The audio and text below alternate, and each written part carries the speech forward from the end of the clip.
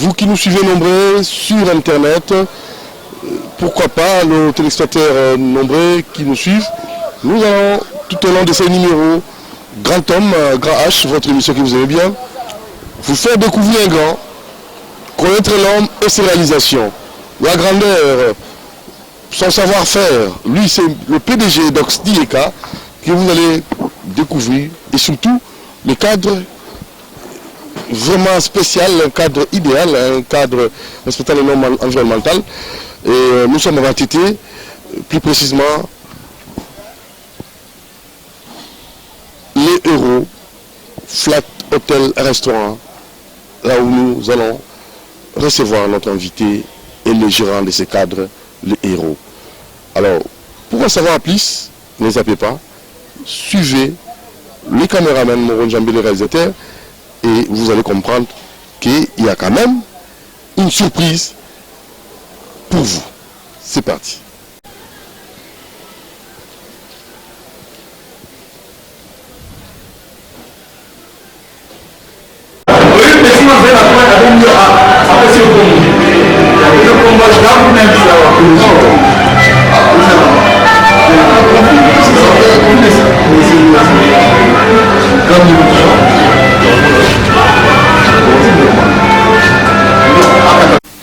Voilà, Grand H, Electrobaki, PDG d'Ox Dieka, Otouzan Malilo, un grand, et mettons la première partie, tout sur un PDG et d'Ox Dieka, et deuxième partie, tout sur superviseur, cadre Oyo, tout Koutani PDG, à Romera Rossou, Sabiso, à l'Obelabiso, qui est le PDG d'Ox Dieka.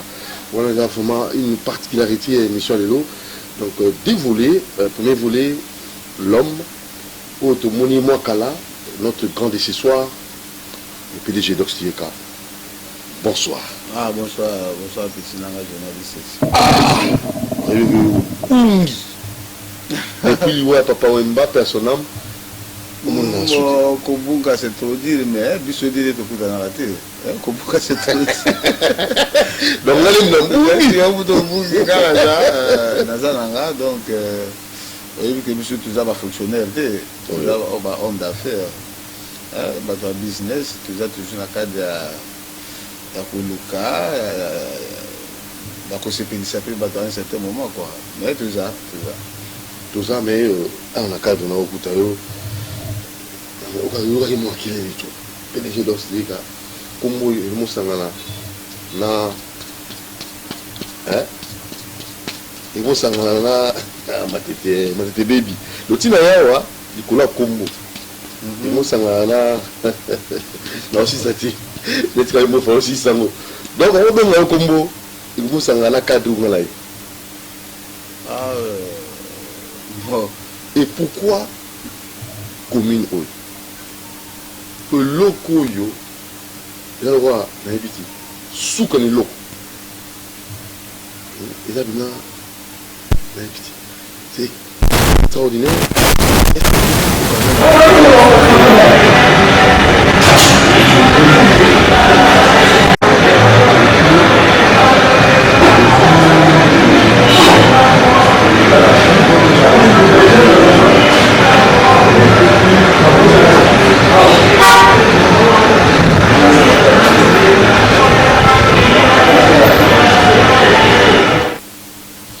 Jeune évolué entouré, c'est quoi une cause à la sociale? Non, merci monsieur. Donc, les Japonais ont besoin de trop socialité, mais des natures dans la sociale. Oui, avant beaucoup là, quand vous avez petit, vous avez des années qui. Toujours.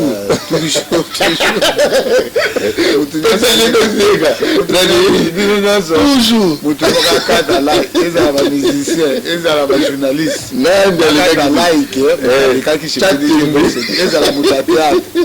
Oh, voilà la chose. Et là, on va solo. Donc, c'est-à-dire, la messana que salisa, que aider Batou, les aradonanga quoi. Et na sala kangote pour Batou, ba banga ou bien que na luka ba promotion quelque part non. Mais la messana que salisa. Mais toutefois, les données que une question, nautaki na délégation à bateau kutaki wana omoni matete ndenge bazwaka biso toujours parmi d'autres communes tozalaki un peu non apprécié quoi. Image wana esili tozobunda yango très fort yango nde soki omonaki nazalaki une image d'abord ya construire immeuble oyo ou hôtel oyo na matete mpona koattirer ou bien kopesa image ya commune ya matete comment elle se présente aujourd'hui. Et après dans la même idée namoni que toutes les activités oyo naza à la hauteur ya kosala oleke na kosala na bacommune mosusu il faut na continuer toujours kovaloriser commune. Et yango sikoyo nazwi programme ya kotonga hôpital ya Lix plus morgue parce que awa na matete toza na morgue te. Très bien. Yango nde sikoyo nazwi espace moko quelque part juste l'entrée ya commune. Ça peut être un jour komona yango na terrain non na voilà d'ailleurs coup de terrain ça peut être yoyokaki bamessage yango voilà na sombi terrain non rien du tout.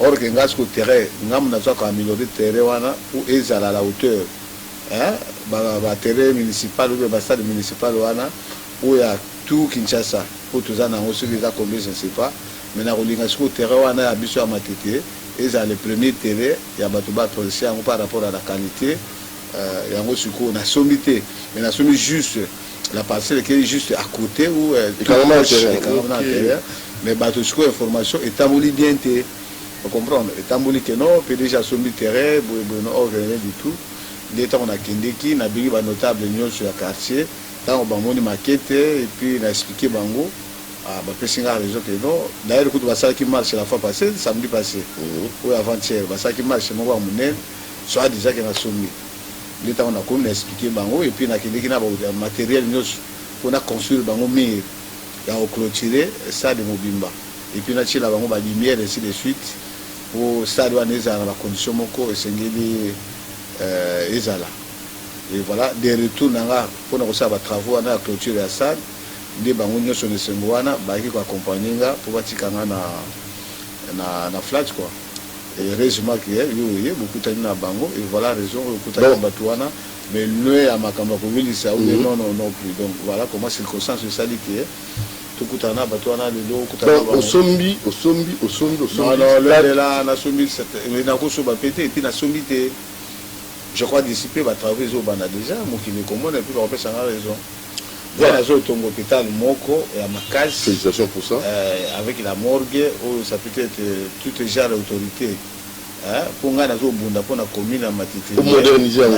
Et puis c'est image mususu. Image mususu. Et puis nazo sala biloko par rapport à la commune mususu. Vitesse. C'est-à-dire eloko nyonso na kosala na commune à Matete file ka ba commune nyonso.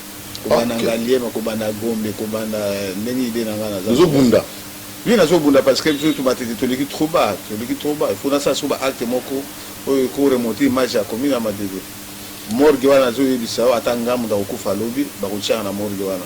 Eza la chef de l'état, eza la premier ministre, eza la colonel. L'ondion à Matete. Eh oui, bakwa kotia bango na kata Matete. Dazo tonga morgue moko spécial. Un homme de défi et koleka tout le morgue va biso à Kinshasa. Nous avons un défi. Oui, dazo ça défi par rapport à la commune. Défi on a pas pour dans un canada trop ndenge commune à Matete. Et donc très fâché. Très fâché. Il va même au hôpital on a joué au Tongarana. Hôpital peut qu'on a toujours à la hauteur. Pourquoi en fait ils ont la carte nayo. Ils ont beaux aller sinayo. Ils ont ndenge na zalaka à quelque sorte. Au bota bon. À bota on a un chèque. Il y a un salaire chèque dans ma vie. Et là, nous sommes dans les gars, et comme extraordinaire, les gars, vous comme immeuble, de la maison à bon, et l'hôpital, et la mort, nous sommes là, on a un niveau moko, ça peut être à ça, Konzamboka, ma responsable, on va féliciter un jour. PDG donc dit qu'il y a vraiment coup de chapeau dans une vision aux alengours, mais surtout tout ni PDG donc pour toi qui n'a souka déjà, on a tout yo quand comparé. Aussi c'est la première partie, deuxième partie est aux Rodrigue, aux Alix superviseurs, tout le cahier, dans la facette cachée, il y a PDG et Dox qui est dans le cadre de l'émission Grand Homme. Vous se sentez à grand? N'est-ce pas, monsieur le Grand Homme? Non, on a évité. On a évité. Qui bâtonné va encore apprécier, mais on a encore senti grand ou pas. Non. D'habitude, un simple monsieur, un volontaire de tout faire. Un volontaire? Un volontaire de tout faire. Mais qu'on se sentit grave. Pour cause de la grand, pour un grand, il est grand en quoi? Bah, pour être grand, il faut faire non, quoi? Non, c'est ça que je dis. Donc, on a dit cause de la grand ou pas. L'essentiel que l'homme de conviction, il y a que ça la macamero c'est pays sabat. Pour ça peut-être bâtonner pour apprécier qu'il y a un grand. Donc vous avez donné, on peut s'assurer, on a tout. Voilà, que c'est Pélissayo, que c'est Pélissatel, c'est tout. C'est ça mon devoir. Voilà, c'est ça mon devoir. Marié, vous êtes marié quand même? Oui, marié, père de 6 enfants. Maman Zolandayo, vous pouvez s'en beauté? Oui, pourquoi pas, maman Sinanga, maman Boteninga Bana, c'est ma femme, donc la petite botte et puis la petite banana sur tous les 6. À partir de Maxi Dieka jusqu'à Ribé Dieka, tous les 6. Vous tout baqué dans mon business ou Non, la première fille, Aza docteur, qui est à l'hôpital, pour gérer en gros. Et la deuxième, qui va en sur la préoccupation. Ok, baqué de royauté. Mais seulement les gars, qui PDG sont fandis, événement où ça peut pas se minimiser. Autour de ça, au Kanissa, maman Michou. Événement où il marque dans le mauvais sens, où il peut pas choquant dans la vie. Non, événement où il n'y aura pas ces arrêts à l'Iwa à Papa Nanga, l'Iwa à Papa Wemba. Papa Wemba était qui pour nous? Non, c'était un grand frère, une idole pour Nanga. Donc, on a regardé tous les deux par Nanga, au Baboutanga de Bakita. Il fallait que Bazar n'ait pas Xililo. Mais malheureusement, ça va jouer déjà avant. Et puis, deuxième, c'est l'Iwa à Papa Wemba. Ce sont les deux choses que ça n'a pas passé dans mon cul. Les restes, n'a pas passé dans les ratés, n'a pas doublé dans les ratés. N'a pas répété, n'a pas toujours joyeux, à l'aise, moralement, tout. Évidemment, puis ça, c'est mon avis d'événement. Et puis ça peut être sous Kanissa. Et c'est un mingi par rapport à ndenge na Boutabana Nanga.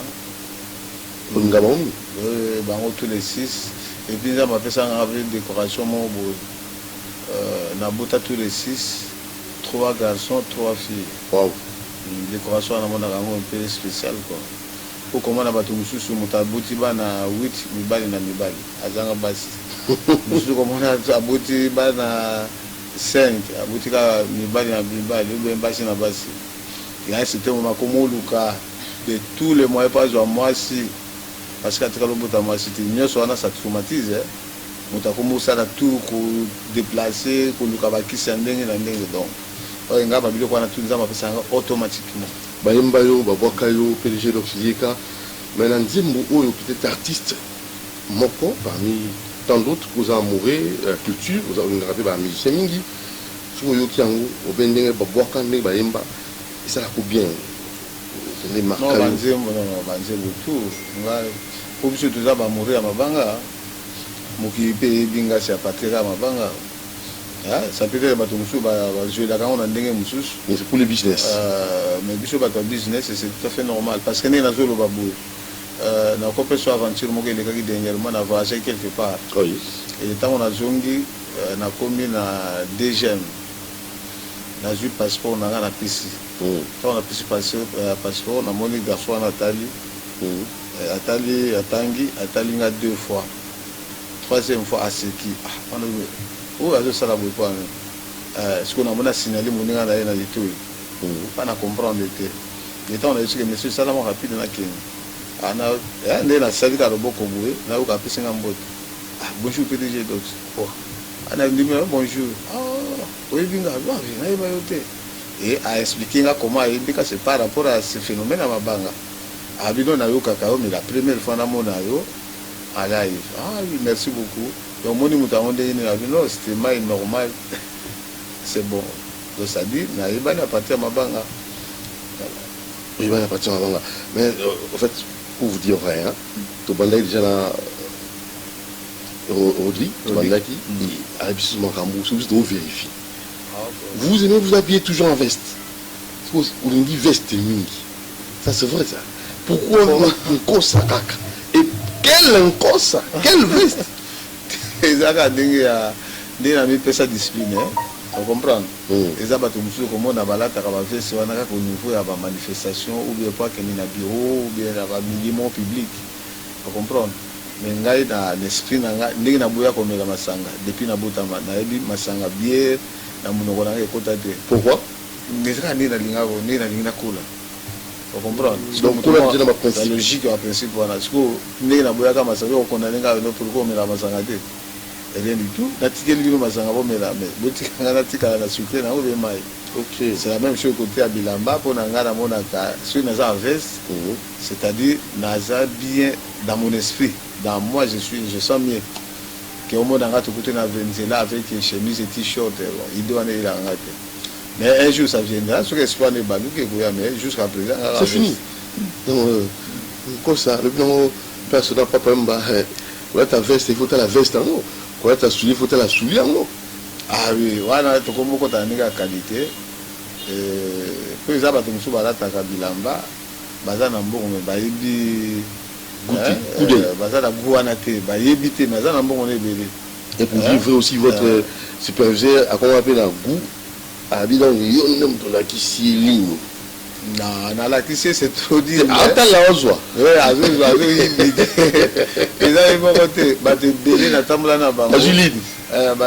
à courage, Johanna, a passé dans cet exemplaire quoi. Et puis c'est presque tout le monde va apprécier azalaka papa moko azala propre alataka bien et tout ça donc et votre ami d'enfance beaucoup naye ou botanga naye ou tilo bozanaye vous repesa mbote ou tout bata kombo naye je vais balete non balete nazala le seul et unique le gouverneur Nerombungu fuma banga mo oh Nerombungu wana makila wana venaye c'est la seule personne parce que vous allez na tika uzala camarade mi balimisa depuis na botama. Pourquoi? Évité. Na tika uzala mi balimisa de. La seule et unique ezaka. Oh, le rombungu. Ça c'est exceptionnel ça. Te wana za pela pi makila. Pire blague. Alors, do ata yo surtout swani na yo kendo senga intervention pa na. Direct automatique. Makambe bunga ngana yo mutiri nero alobi mbalamu. Ah, j'ai passage dans une zéla. Oui, quand on s'ouvre, attends pour elle, mon vie de péché, qui n'est pas naïf, on se pète. À travers les mamans, c'est bien. C'est pas vrai ça. Ça c'est automatique. Le seul et unique. Alors, Lélo, on est la politique. Non, politique. On a business, businessman.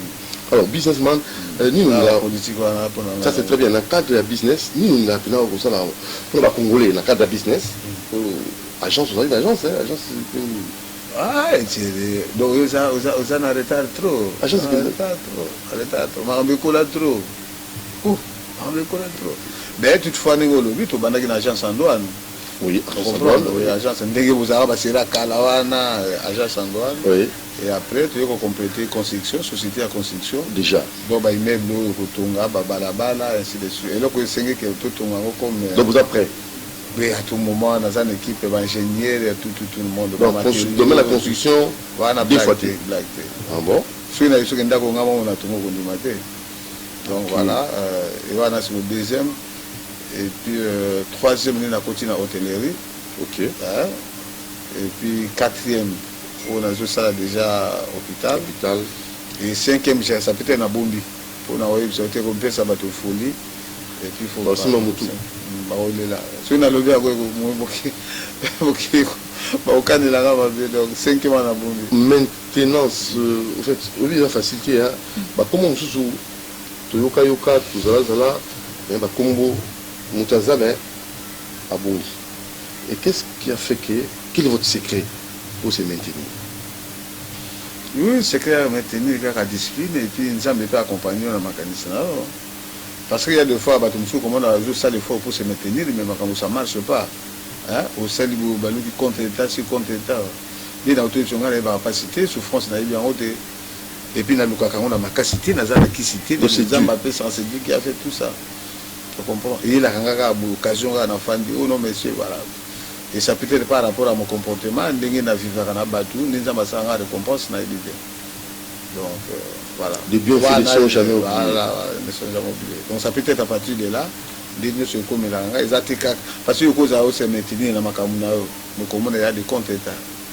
À tout moment, nature, ils ont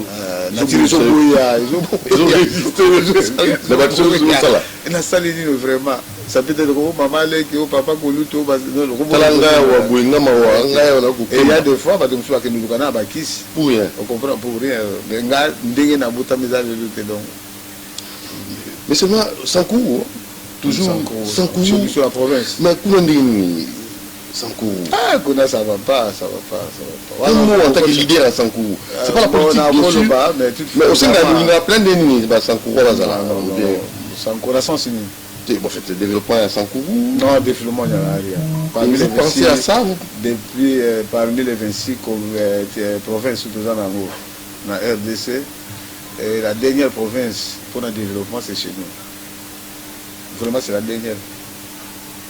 Et pas l'ambition depuis Kabila, Kenikaki, Koubana, Koubana Maréchal. Mais Lumumba, Lumumba, il n'a pas. Parce qu'il y a Joaquita à gouverner. Il avait la volonté, pour ça peut-être qu'il va faire ça à temps. Il Sala, Kanisapona, Sankounae, mais comme il a travaillé que 2-3 mois pour Basala qui va coup de Tawana. Et le reste, depuis Maréchal jusqu'à aujourd'hui. Est-ce qu'on dit que pas Nabiso attaque goudron à 1 mètre où ils ont 1 mètre à goudron, il y a mis ça où ils ont été. Maya régit des zones négatives qui battent tout, ils ont été. Or que les deux effets sociaux au battu tout, il faut pas en ango, mais il comme préliminaire, mais tout ça en côté. Donc il a chacun pour soi, donc Moutazama bon on a à tout le monde qu'on a à salut à ça. Mais dans l'ensemble la sociale, la population c'est catastrophe. Ils ont mon coup. Valider vous êtes belé. Bon valider les belé, mais là qu'on peut s'habituer charge on a tout ce qui va politique va ça comme moi. Tout ce qui va politique va ça comme moi. Mais on a toujours prié mingi bateau ça peut être au bateau à Mikolo parce que jusqu'à aujourd'hui rien n'a été fait. Mais tout ce qui est capable de faire, on va avoir bonne volonté, ça peut être un changer pour pas la province on a bien. Ça fait mal, hein? Ça fait très mal. Voilà, pour le rabat l'été. Pour le rabat, l'été, autant la match, Barcelone, non, catch américain. Oui, il n'y a pas de problème. Non, ils ont dit que nous avons fait ce que attends, joueur international ou naïvité. Natala a goûté. Souka ou Tchibo na l'omolika. Ça peut être une l'information, débat politique, non, ça ne m'intéresse pas. Et un peu catch né. À part catch américain ici. Système Bagangini. Oh, oui. Parce que porter dans bureau pour la catch parce que porter la gangi ah qu'est-ce que n'a gagné hein comment on catch on peut aussi l'anglais ou micro j'ai le mot on a vidéo comme là ami mais mutu ça bien parce que porter l'anglais moi le couteau parce que porter la gangi la catch au moins catch de ça la distinction de reste. Ok.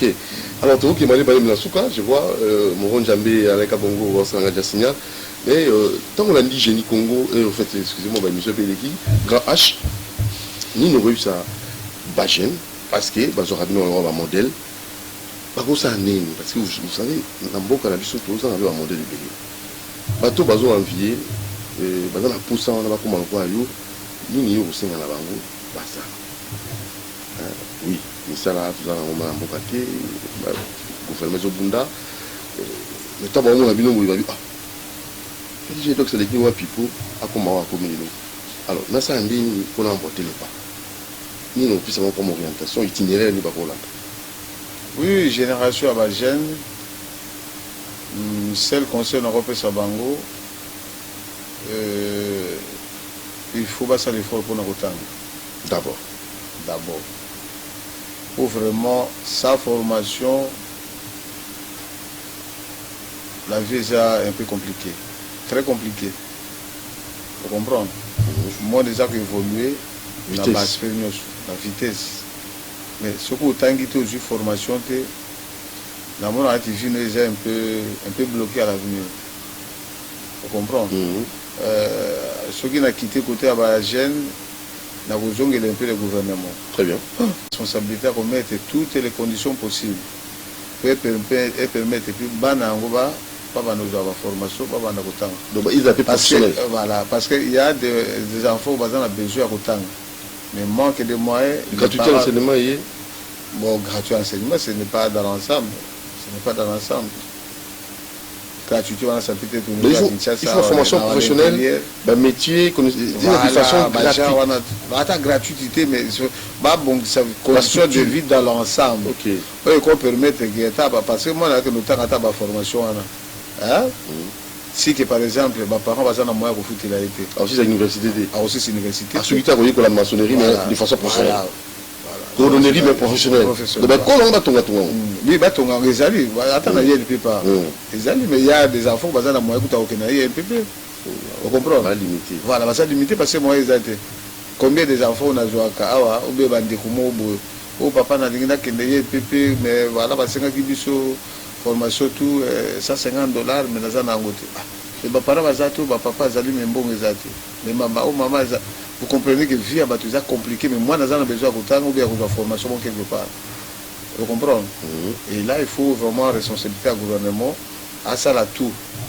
Hein, améliorer les conditions de vie dans l'ensemble de la population.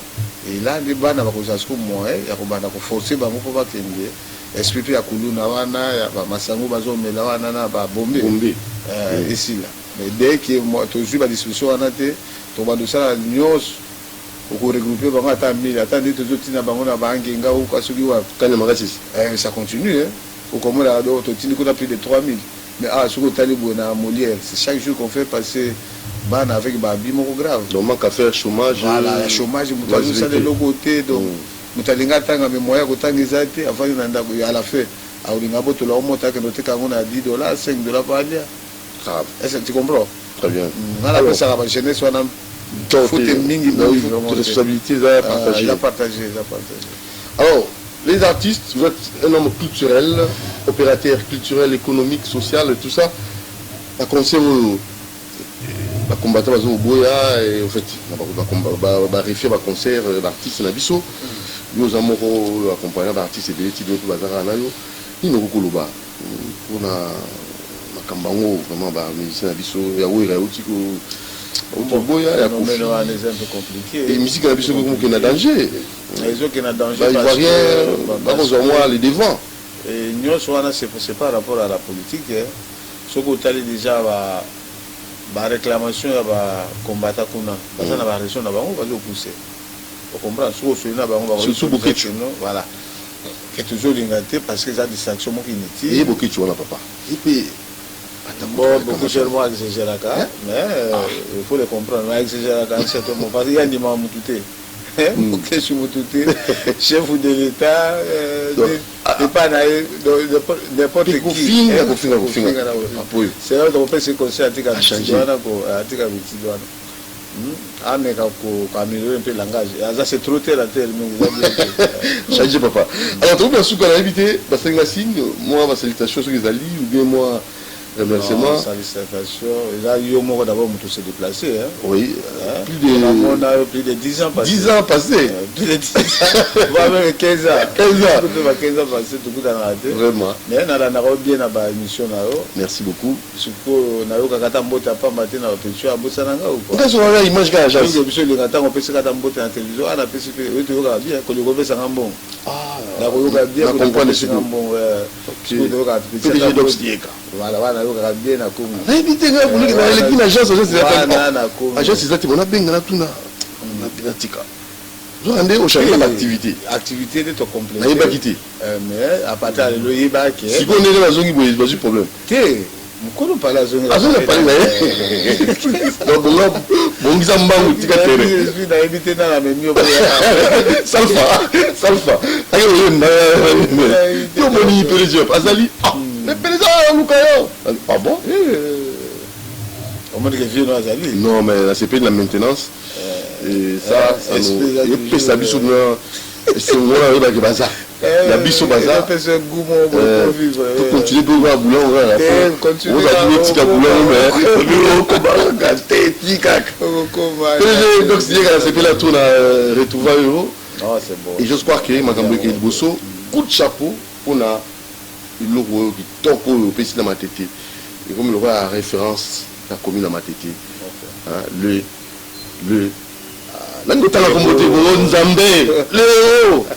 donc na vitamine on a parlé na mandina 49A donc souka neloko donc du mon tili so na six émissions pour kutanga dans na mandina 49A na matete wana dans na quatre kitoko architecte ango ye moko concepteur yango ye ondima sobo ondima yako vérifier terrible à la prochaine occasion. Merci beaucoup. Merci. Voilà, passons à la seconde rubrique. Là c'est avec le superviseur monsieur Rigan Rodig Boka Susu Mahamu Susu Oyo PDG Sissé pour le bâtiment mais il y a au fond là. Allez, deuxième partie, c'est parti.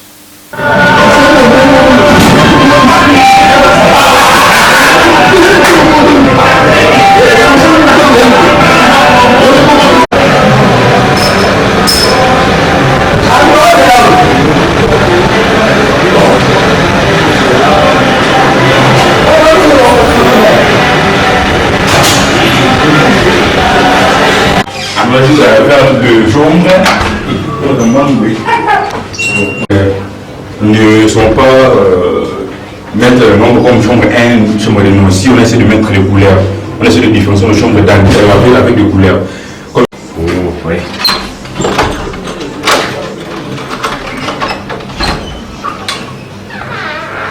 C'est un nom. Tout est jaune à l'intérieur. Tout est jaune. Non, c'était pas ça. Voilà. Alors, ça c'est la chambre mauve. C'est la chambre mauve.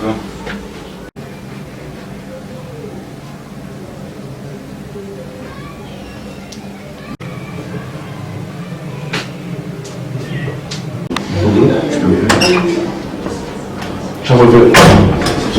C'est spécial ça. Vraiment. Moi j'aime la couleur verte. Vraiment. Et moi j'aime la couleur verte. C'est vrai, j'aime toujours la couleur verte. Garde-robe. Oui, ça s'ouvre aussi.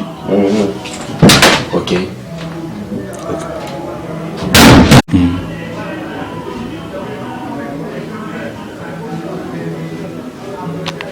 On verra si ça après, quand on va donner dans le jour.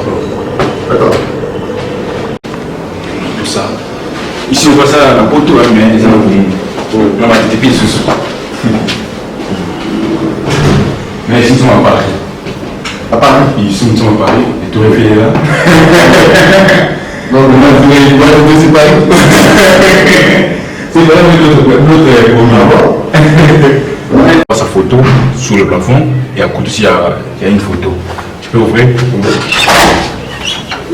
Là ici, c'est la salle.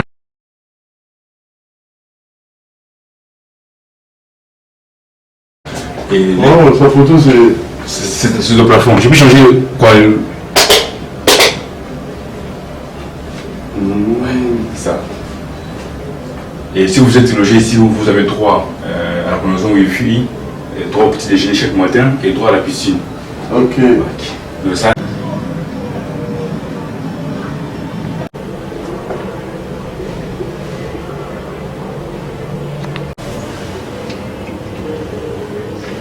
Et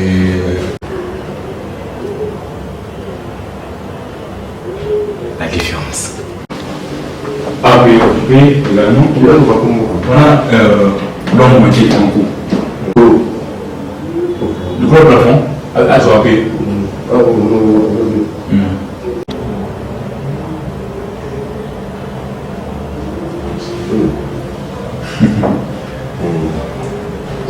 on des gars. Ouais. Oh, ah. Ah, oui.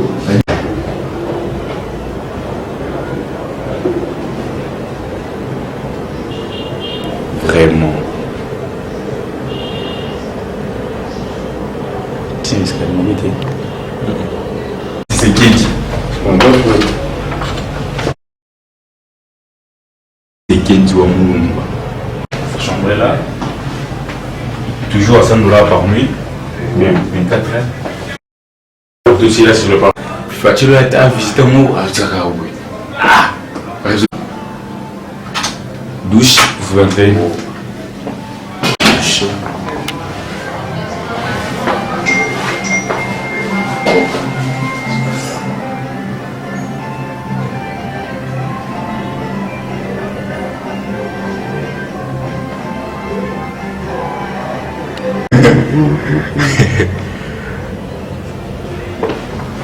Ça, c'est pas Wemba. Papa Wemba.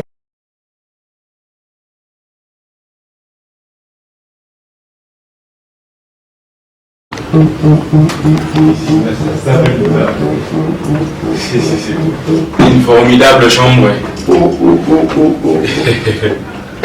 Ça 20 $. Il y a des tiroirs. 3 tiroirs. 18. Ça, c'est vraiment beaucoup là.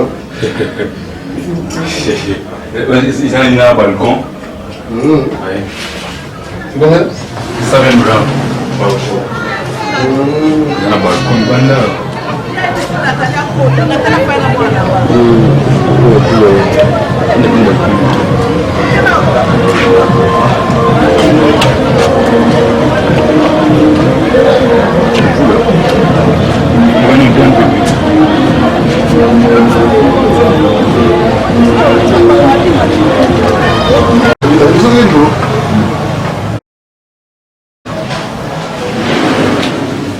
À 12 ans, or.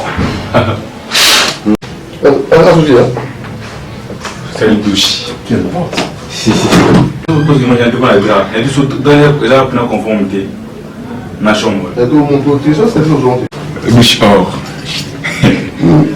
Dans le tour. Douche des or.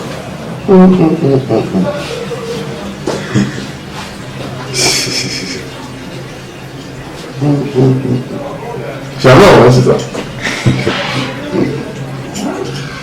Ah, on est sur le bandit. Et tout le monde a vu. Bonsoir, chef. Bonsoir.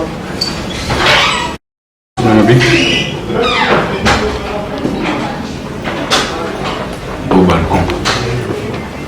Les gens ne vont pas Wemba.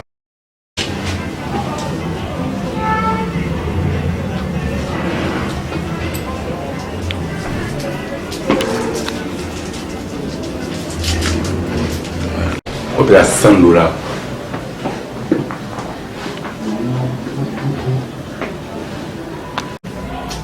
Voilà, alors, bonsoir, très chers invités. Bonsoir. Est-ce qu'on peut d'abord vous connaître? Parce que nous sommes ici à Matete. Nous devons à tout prix connaître notre invité, parce que vous savez, on parle de Dox Dieka par ses réalisations, son comportement, et par votre entremise, on aura vraiment à connaître à fond notre grand de ce soir, le PDG Dox Dieka. Vous vous appelez comment? Merci, je suis Rodrigue Mourouzi, le superviseur et le gérant du Flat Hotel Les Héros. Superviseur, gérant, Flat Hotel, Héros, Les Héros. Les Héros. Très bien. Alors, ça se situe où comme ça, l'adresse? Le Flat Hotel Les Héros se situe dans la commune de Matete, au quartier Mandina 49A, juste entrée sur région. Notre référence, c'est en face de l'ITC Camon. ITC Camon, quartier Vitamine. Non, Mandina plutôt. Mandina, oui, Mandina 49A. Oh, Vitamine, c'est de l'autre côté. Oui. Mandina 49. Vitamine, c'est la résidence du boss. Ah, je PDG vois. Dox. C'est ça qui se ma tête là. Ici, c'est Mandina. Mandina 49A. Très bien. Ok, alors, Dox Dieka. Sa personne. La personne d'Dox Dieka, on peut quand même connaître à fond. Qu'est-ce que M. Dox déteste? Qu'est-ce que lui ne supporte pas? Le PDG Dox Dieka. Le PDG Dox Dieka. Le quoi, anticiper à 11. ça dit Kamboana, Tomboki. La collègue pour le PDG Dogs, c'est mon patron, c'est mon boss, mais on a bien un papa. Pourquoi? Ce qui n'a bien un papa, c'est par rapport à ce qu'il est. C'est un papa qui a un grand cœur. Un grand cœur. Si personnellement je peux compter les grands hommes de ce monde. Parce que c'est l'émission Grand Homme, Grand H. Vraiment. Les grands hommes de ce monde, pas de l'RDS mais de ce monde. Je vais parler de mon boss qui est le PDG Dogs Diego. Pourquoi? Parce que je connais un peu les perséqués de votre pourquoi. Je suis avec lui il y a de cela une année passée. J'ai eu le temps d'observer les PDG Dogs, d'étudier les PDG Dogs, de chercher à savoir ce qu'est le PDG Dogs. Vraiment, laissez-moi vous dire que c'est un homme en qui moi je peux jeter des fleurs. Il a un grand cœur. Ce papa, tu peux faire des bêtises aujourd'hui, il te supporte. Tu reprends ça demain, il te supporte. Et le lendemain, il te supporte aussi. Ce papa n'agit pas du tic au tac. Il prend d'abord le temps de conseiller, de gronder et puis de ramener sur les droits chemins. Et puis, Azap papa moko, quand il y a un problème, au bimelier, Boutou, Tongoto, pourquoi? En tout cas, quand on a mathématique. Je ne le dis pas pour me plaire au PDG Docs, mais c'est un témoignage au nazo rendre pour le PDG Docs d'Ieka. On a comment tout à souffrir. On a comment tout à lila. On a comment tout à zanga. Donc si on pourrait avoir des gens comme les PDG Docs, je pense Mboka Nabiso et Kendil Bosu. Et puis ceux qui basent 5 ou Mi Balé Kakapamba, dans la commune Moro, je pense ça sera une commune modeste et puis exemplaire. Alors sa préférence alimentaire? Bon, sa préférence est alimentaire. Il n'est pas du tout exigeant. Il n'est pas exigeant. Alia Kane, Blogomoko et Miki. Moi d'ailleurs je pensais que quand j'entendais parler du PDG Docs, qui a un vraiment extraordinaire, mais laissez-moi vous dire, préférence n'est pas Makemba. Makemba. Makemba. Il n'y a pas Mba. Makemba comme on Makemba, n'est préférence à PDG. Où va-t-on? Dans Makemba. Et puis, c'est papa, Azana commis quitter sa moko, non, je n'ai jamais vu. Et puis c'est un sage et intelligent. Exemple, il y a Flat les héros, aux hommes soit de place de Fandi, et ça, bah, initiative, il y a Yemoko. Conception, donc concept, imagination. Habit que en aligné Zalabou et avec ce Salabou. Donc c'est un papa, ce que Fandi peut mener, au changer, au tigre le changer de la vie. Comment ça? Je vous dis vrai. Donc ceux qui ont un PDG Docs au changer, dans la vie au changer sous. C'est un papa qui apprend aux gens. Un papa qui sait apprendre. Donc, papa mon corps, on l'a montré, du néant à même mieux n'est mon corps. Voilà, donc j'ai appris beaucoup de choses dans le PDG Docs où je ne m'attendais pas qu'il y ait un ça là. Vous voyez. Donc, n'a dit que à l'Ingaka, d'abord, mon classe. Mon classe. Alinga d'abord salité, c'est un homme propre. Donc, nous donc, il aime trop l'élégance. L'élégance. Au vrai sens du mot. Vraiment. L'homme élégant. Vraiment. Qui aime l'élégance. Il est tellement élégant. Voilà. Alors, maintenant, Edox Yeka, le PDG, on a vu quand même préférence taille. Tout mis à côté à la musique, son artiste préféré. Parce que le Cambouli dans ma chambre, on est ici comme mon chambre moko non, n'importe, n'importe. Bah héros, oui. Tout à l'heure, artiste, oui, mais artiste, moko na chambre, moko awana, flat hotel, les héros, chambre naïsa spécial extraordinaire. Nakolo Baboué, PDG Docs d'abord, Azamtunga Balimité. Il y a d'abord musique, il y a musique macasse. Alors je pense que il y a des musiciens tout. En général, il y a des musiciens il y a collaborer dans le monde. Mais sauf, il y a un peu de particularité pour le monde dans la chambre. Oui, nazo kende. Même yomo papa, tu as des enfants, mais néanmoins ils ont moi na moko oyote la motema, kolega bana nyonso. Affection les kaka beaucoup plus na moi na moko. C'est la même chose avec les PDG Docs. Je pense bien que vous savez notre flat se nomme les héros. Il a pourquoi les héros? Ouais, c'est parce qu'il a voulu valoriser certaines personnes qui ont fait quelque chose dans notre pays. Mais en regardant toutes ces chambres, il y a une chambre qui est au traîneau, qui est au-dessus de toutes les chambres. La chambre Papa Wemba. Donc je pense que Papa Wemba est vraiment l'artiste préféré du PDG Docs. Ça c'est très bien. C'est pourquoi à Bossana qui était en Wassali, la chambre na union so. Ce tali chambre Papa Wemba est vraiment sans macasse pour les chambres de monsieur. Très bien. Le héros, c'est pour immortaliser. La héros non. Oui.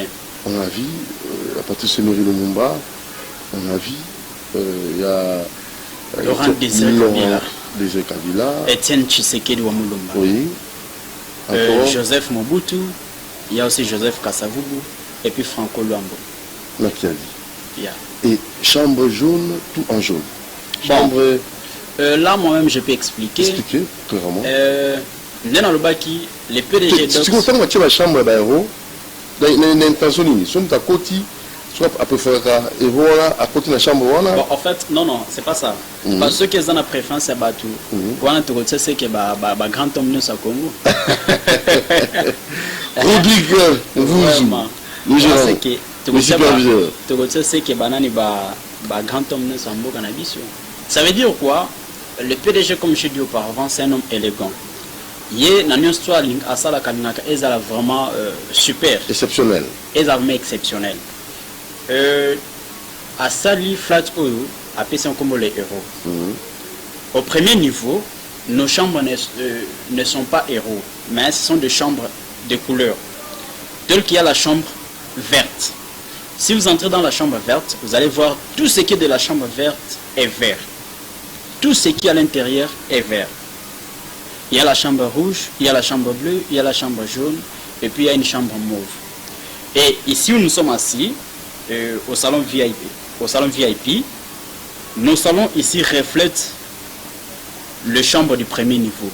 Okay. Tel qu'il y a une chambre verte, vous voyez, il y a un salon vert. Salon vert. Il y a une chambre rouge, il y a un salon rouge. Il y a une chambre bleue, il y a un salon bleu. Jaune. Il y a une chambre jaune, il y a un salon jaune. Donc juste là. Je pense bien que vous ne trouverez nulle part tous ces trucs ou toutes ces initiatives. Si ce n'est que quelle conception, quelle imagination chez les PDG Docs. C'est au-delà. Vraiment au-delà. Au traîneau même. Non, ça c'est grave ça. Vraiment.